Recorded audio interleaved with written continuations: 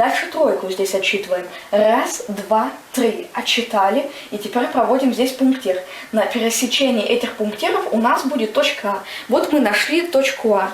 Тема сегодняшнего урока – координаты.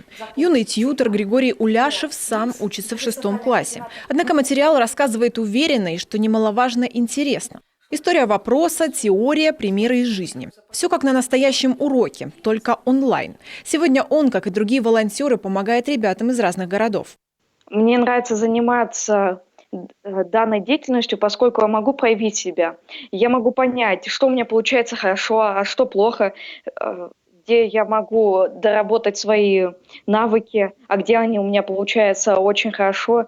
Всероссийский проект «Задачка со звездочкой», где наставники помогают ученикам справляться с тяготами дистанционного образования, работает больше месяца.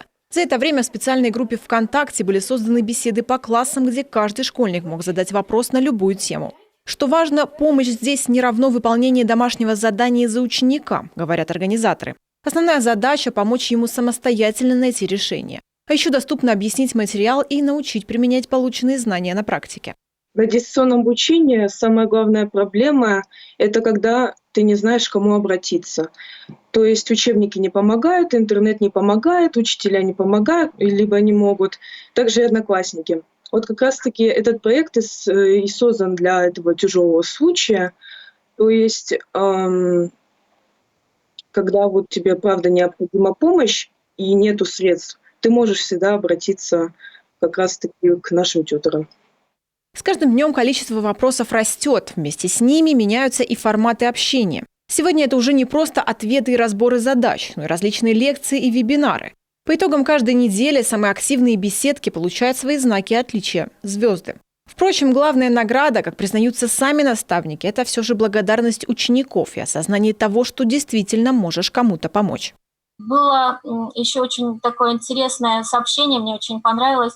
Ребенок написал: «Я за домашку получил 3, но зато теперь я полюбил этот предмет, и я понимаю, что в дальнейшем у меня не будут такие проблемы».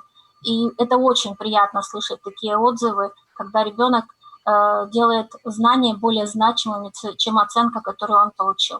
Тьюторы из Коми помогли уже более сотни школьников. Недавно наша республика даже возглавила рейтинг самых активных регионов и получила право бесплатной подписки для работы на новой платформе Tensi.